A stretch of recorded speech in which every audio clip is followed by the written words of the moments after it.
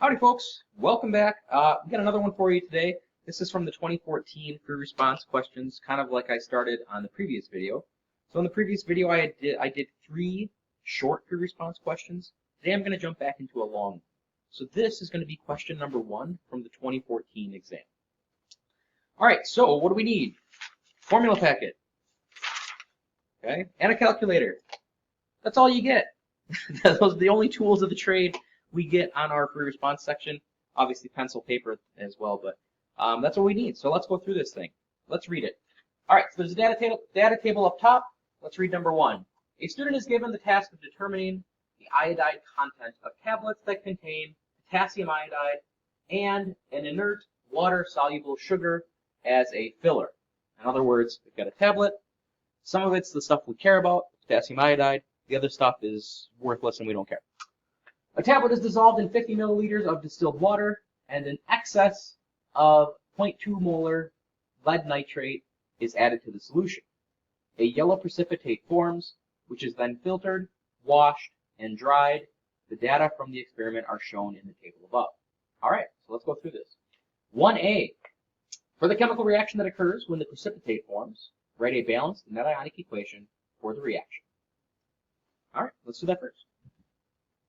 Let me give myself some space here. So, this is A1, and they want a net ionic equation of the precipitation. Okay, so let's go back to what we have. Let's think about what we have. I have potassium iodide dissolved in water, and then I'm adding some lead nitrate. Okay, so between those two things, they're both salts. And now it's a matter of thinking of, okay, well, what's going to make it precipitate, right? Which ions, which pairs of ions coming together is going to turn into a solid? So let me just kind of jot some things down. This is not my answer, okay? But I really have this potential reaction. That should be a capital P. Sorry about that.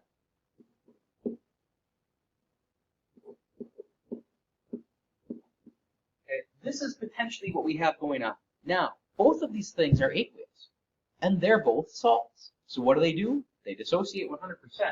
So in reality, instead of having this, what I really have is K1 plus I1 minus plus PB2 plus. Too many pH problems. I'm making lowercase p's for my lead. Sorry about that. Plus 2 NO3 1 minus. Now, when we're talking about precipitation problems, we're really looking at these two ionic compounds switching partners, right? In other words, the cation from this one will pair up with the anion of the other, the cation of this one will pair up with the anion of the other, and potentially one of those might cause a problem. Now, this is where it comes in handy if you know the 4 ions that no matter what happens are going to form aqueous solutions. Sorry, my camera's all messed up. Hold on. A little bit of a shaky cam, my bad. Still shaky cam. Okay, so potentially we might get a problem here, right? Now let's look at our options. There's 4 ions that no matter what they're with will always be aqueous, always. They are sodium, potassium, ammonium, and nitrate. The first compound here contains potassium, the second one contains nitrate. Potassium and nitrate are not going to cause problems. They will be aqueous. They will be soluble every single time, no matter what they're paired with. But the other combination might be a problem. Now, to write out the reaction of that, we're going to have lead ions plus iodide ions, and that is going to potentially form lead iodide solid, which is a precipitate. This is not balanced. There we go. And that's what they're looking for here in number 1A. Now, again, as I do this stuff, I think it's easy to stare at my work and listen to my words and be like, oh yeah, that makes sense. Okay, I could totally do that. But remember, you're by yourself. I'm not going to be there talking you through this, right? So we kind of have to go slow. We have to be thoughtful. We have to think about what we have, what that means, and then what potentially could be this outcome, right? So we had lead ions, we had iodide ions. In theory, these two could come together to make a precipitate. The other combination of anything with potassium or anything with nitrate is just not going to cause a problem. Those ions are always aqueous. So we find the ions that might cause problems, and that's going to be our potential precipitation. Okay, A2. Explain why the reaction is best represented by a net ionic equation. In other words, this is not even related to this equation in particular. This is just in general. Why are net ionic equations the best way to show what we want to see? Well,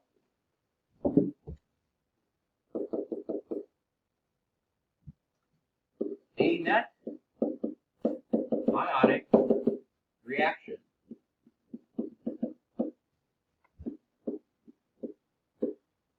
shows only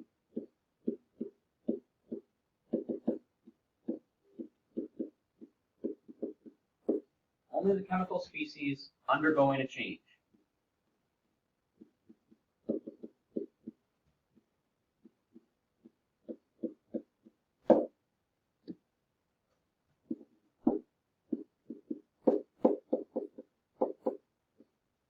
No spectator ions are included. Okay, this is why net ionics are way better, right? We only get the information that we need. The spectators do nothing, so we don't need them. Who cares? Let's get rid of them. Let's make this a net ionic. So I think that's a pretty good answer. Let's keep going. B. Explain the purpose of drying and weighing the filter paper with the precipitate 3 times. Okay, let's go back to the procedure, make sure we know what they're talking about. So we had a tablet of potassium iodide, we dissolved it. Then we added some lead nitrate, and as a result, a yellow precipitate formed, and then they filtered, washed, dried multiple times. If I go to the data table, I can see how many times they did that. First drying, second drying, third drying. Why? Why 3 times? Why did they do this 3 times? Well, I think it's pretty obvious. Okay, so let me read the question again. So explain the purpose of doing this 3 times. All right, the purpose is to make sure that this is as pure as we can possibly get it, right? By filtering it, by drying and weighing the filter paper 3 times, we're kind of ensuring that we're getting rid of all of the water, right? We want to get rid of the water so that when we take a final mass, we have nothing but what we actually are interested in, the solid precipitation. So, by drying the sample 3 times,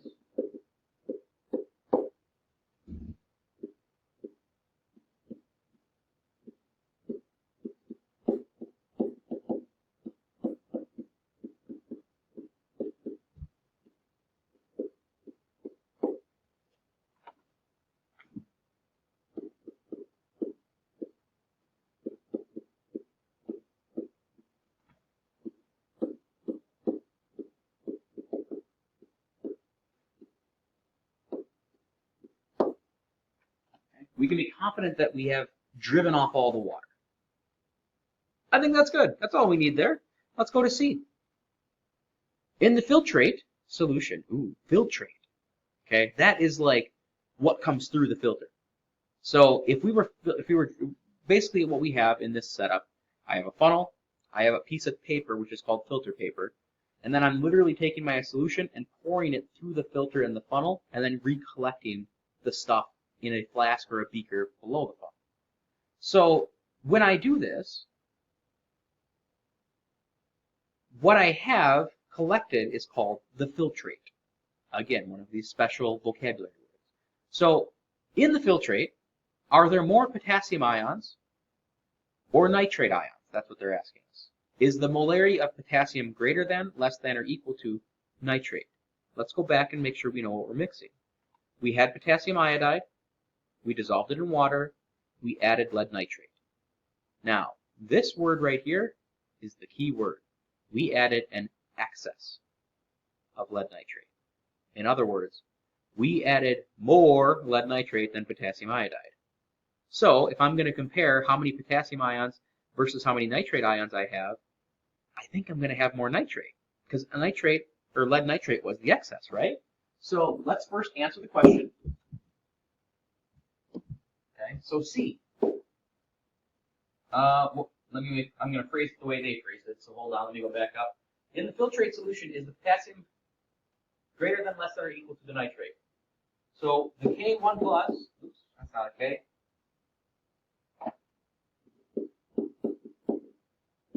is less than the molarity of NO3 1 minus. All right, we've answered the question. Now they want us to justify it. How do we justify it? Because, okay,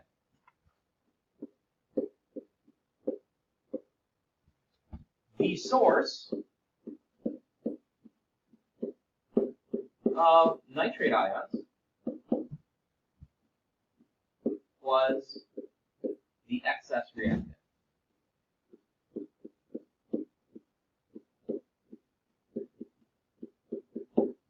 There you go. Now, you also may have noticed, maybe you didn't, maybe you did, I don't know, but you also may have noticed that the lead nitrate is also providing 2 nitrate ions for each molecule, and the potassium iodide is producing only 1 potassium per molecule. So even if I had equal molar, right, if I had equal moles of Ki and equal moles of PbNO3, I would still have twice as much NO3. So this is like doubly going to help us with the right answer. A, we're adding more of this reactant, lead nitrate in general, so you're going to get more. But B, you also have a 2-to-1 ratio of nitrate to potassium in the solution anyway, just based off of the sources or the original chemical that they came from. So this is definitely less than in part C. D, calculate the number of moles of precipitate that is produced in the experiment. All right, now we're actually going to finally use some data. D, let's set this up. Okay, we want to solve for the moles of precipitate. Let's go back up to the top here. We have some information. We have mass of the tablet before we dissolved it. That's not going to help us. We want the precipitate, not what we had before. Mass of the thoroughly dried filter paper. I think that's going to come in handy because it looks like we're going to have to subtract that off of our dryings. So these are the filter paper plus the precipitate after 3 dryings. Now, I've got the first, I've got the second, and I've got the third. Which one do we want to use? We want to use the third one when it's the most dry, when all of the water is gone. So to get the total mass of precipitate, we're going to take, it looks like, row 5 and subtract off row 2. Because if I subtract off the mass of the filter paper, all I'm going to be left with is the mass of the precipitate, and then I can convert those grams into moles. So let's do that. Okay, so I'm going to have 1.698 minus 1.462. Did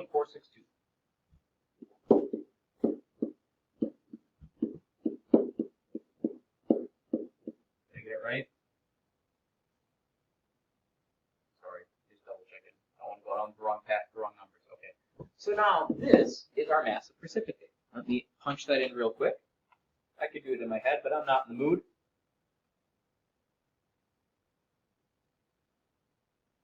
And we get 0.236 grams of precipitate. What was our precipitate? Our precipitate was lead iodide. That happened, or we figured that out in part A. That was from our net ionic equation. So I have 0.236 grams of lead iodide. Now, in part B, they wanted moles. Okay, let's set it up back to the 0.236 grams of PbI2. Let's convert that to moles of PbI2. And the molar mass of lead iodide. Let me grab my periodic table from my formula packet. Lead is 207.2 plus 2 iodides. Iodide is 126.9. So I'm getting a total molar mass of 461.00. Big molar mass. And how many moles of precipitation do we get? 0.236 divided by 461. I'm getting 5.12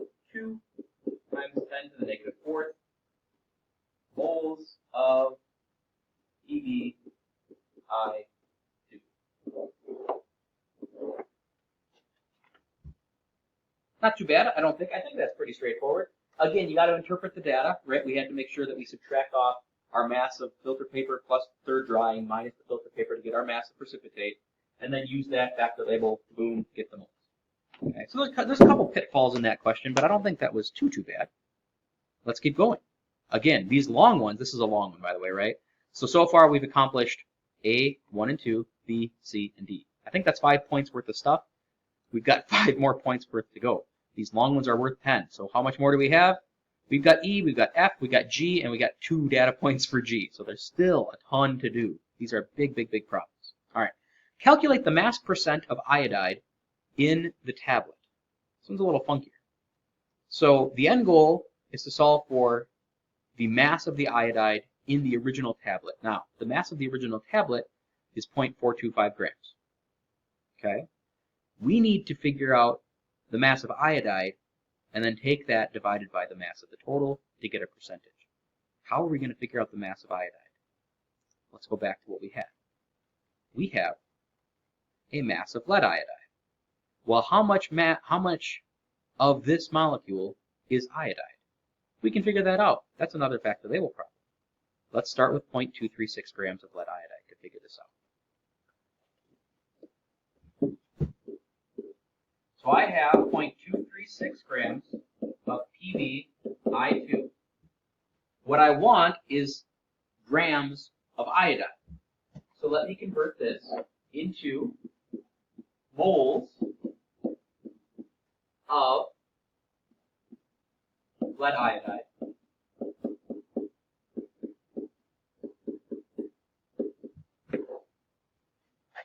And then I'll go from moles of lead iodide to moles of just iodide.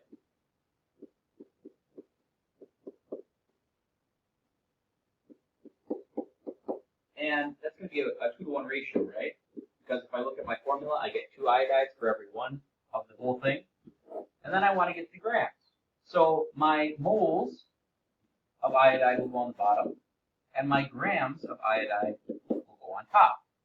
Now, I said this last week, and this came up last week too. The mass of your ion is going to be the same as the mass of the neutral atom. So if I look up iodine, it's 126.90. That's what it is. Now, it's a 1 minus charge, right? What does that mean? That means we've added an electron. But the mass of electrons is kind of irrelevant because the protons and the neutrons are so much more massive. So whether you have a positive ion or a negative ion, the molar mass of that ion is going to be the exact same as the neutral stuff. So we don't have to think about that negative or really let it throw us off. We're good. So now, let's punch all this in. What's my total mass of iodide? Because we're going to need that to get the mass percent. 0.236 divided by 461 multiplied by 2 multiplied by 126.90. I'm getting a total mass of iodide equal to 0.130.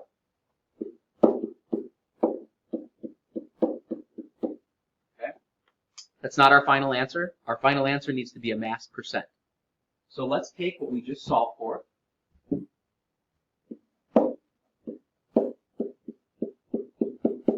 And let's divide that by the mass of the total, because we want a percentage. So the total for our tablet is 0.425 grams.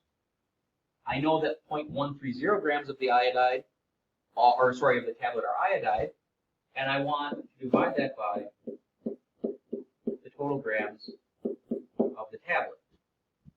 Multiply that by 100, and I will get my mass percent. Now, when it says mass percent or percent by mass, that means grams of part divided by grams of total, right? I think that makes sense. I'm assuming you know that, but you never know. Oh, shoot, I wanted to keep my unrounded answer. Hold on. Cleared my calculator. There we go. Okay, so now I'm going to take this, which I have unrounded in my calculator as 0.1299279.826.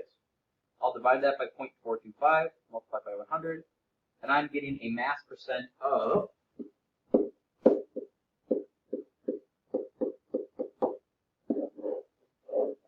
30.6% iodine.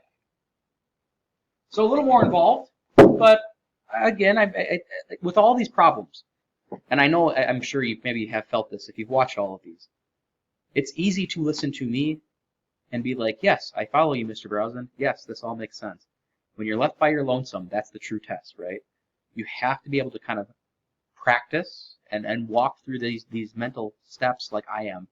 And it absolutely takes practice. F. Let's keep going. In another trial, the student dissolves a tablet in 55 milliliters of water instead of the original 50 that they did for the first experiment. Predict whether the experimentally determined mass percent of iodide will be greater than, less than, or equal to the amount calculated in part E. Justify your answer. Okay, so let's think about what this does.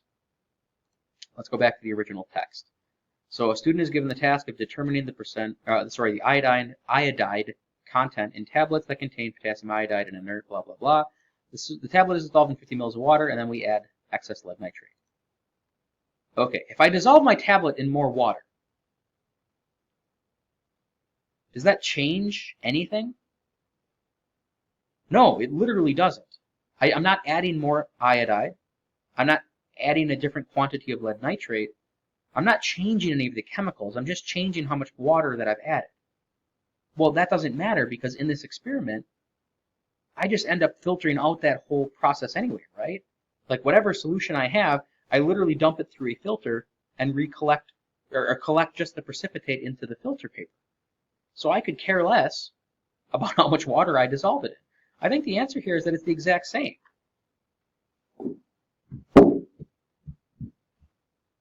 So for F, again, I want to phrase it in their words, right? That makes this a little cleaner. So in another trial, we'll predict whether the experimentally determined mass percent of iodide will be greater than, less than, or equal to. So the mass percent of iodide will be the same. Answer the question first. First sentence, always just answer it. And then let's justify it. Now, why, right? Why? Well, let's see, how do I want to say this? Adding more water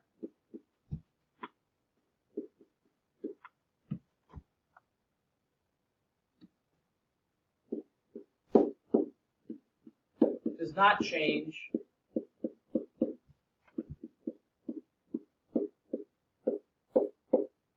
the number of moles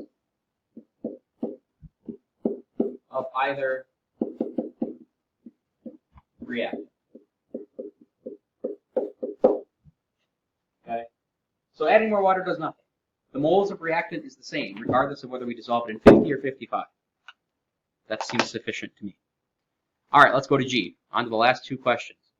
A student in another lab also wants to determine the iodide content in a potassium iodide tablet, but does not have access to lead nitrate. However, the student does have access to 0.2 molar silver nitrate, which reacts with iodide to produce AgI, which is a solid. The value of the KSP for AgI is 8.5 times 10 to the negative 17. Will the substitution of silver nitrate for lead nitrate result in the precipitation of the iodide ion from solution? This number right here is everything. KSP, that's like the solubility product constant. If it's really, really tiny, what's that trying to tell us about the solubility of that salt? It's trying to tell us that that salt does not dissolve worth a darn. So if I add silver nitrate instead of lead nitrate, am I going to get a precipitate? Yeah, absolutely I am, right? This is a horribly low KSP. Silver nitrate doesn't dissolve well at all. Much like the lead iodide. Sorry, did I say silver nitrate? I meant silver iodide does not dissolve well at all. Much like the lead iodide doesn't dissolve well at all. They didn't give us the KSP of the lead iodide, but we can pretty confidently use this value right here and state that yes, this is going to form a precipitation because the silver iodide KSP is so low. And that's the justification. So let's answer the question first, and then let's use that as our justification. So G1,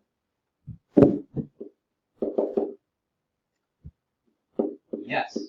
What did I want to say? Hold on. Where's my question? Will the substitution of silver nitrate for lead nitrate result in a precipitation of the iodide from the solution? Yes. This will cause a precipitation.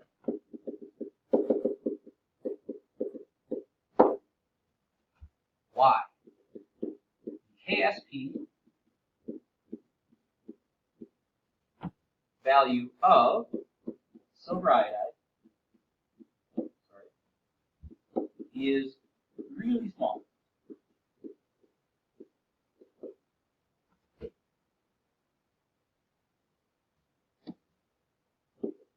Meaning that it is more or less insoluble.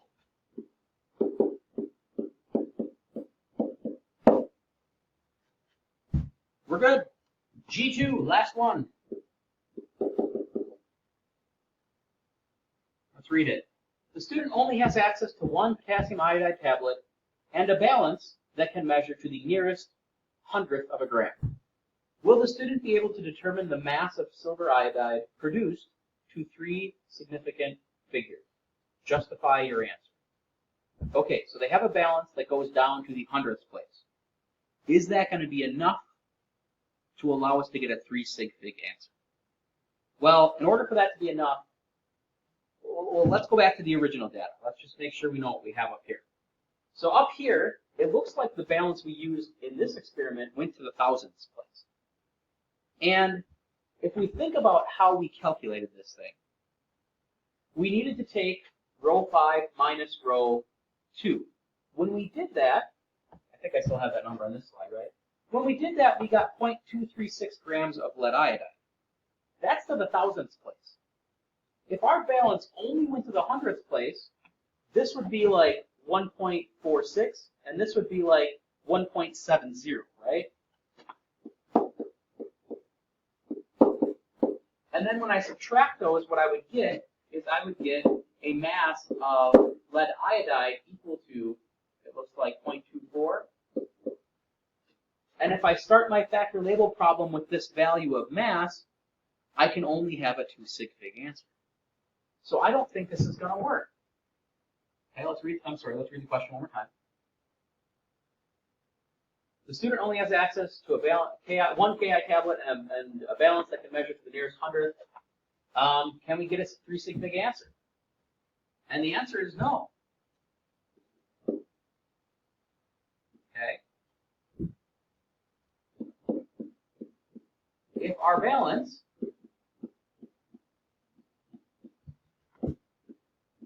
only goes to the hundredths place,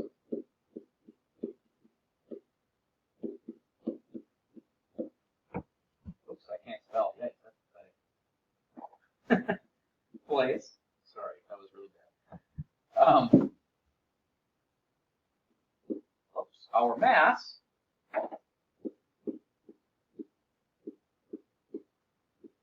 of the precipitate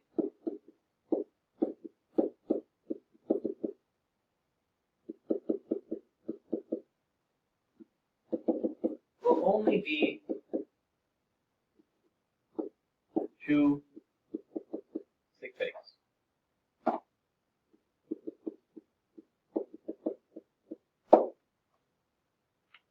And I think there we go. All right, so now these are the long ones, right? And I'm doing this with you. In reality, the long question should take you 23 minutes. Okay, that's the recommended time frame on a long free response question. It's a 23-minute time length. Together, slowly but surely, again, me talking through things, me spelling things wrong and doing all sorts of weird stuff, I'm currently at 29.5 minutes. So I guess we're a little slow, but remember, if you're by yourself and in your own head and in your own thoughts, again, you know, the timing should be okay. The hard part is again, you have to formulate this stuff by your lonesome, not with me talking, which is going to make it a little bit harder. So I think this was a pretty straightforward free response question. I mean, again, there's a couple little weird things. The math wasn't too bad. Conceptually, this is pretty much like basic chemistry. some experimentation questions, some factor label math, which is basic stuff, and then a little bit about KSP. But yeah, I mean mass percent, I guess. But I mean, yeah, this is I don't know, pretty straightforward, I hope. So anyway, that's all I have for you today. We'll catch you guys in a little bit. We'll try to keep plowing forward. The test is slowly but surely sneaking up on us, and we'll try to get you guys ready for this thing. So if you're watching this before break, have a lovely break. If you're watching this after break, sorry, break's over. Anyway, we'll catch you guys later. Thanks.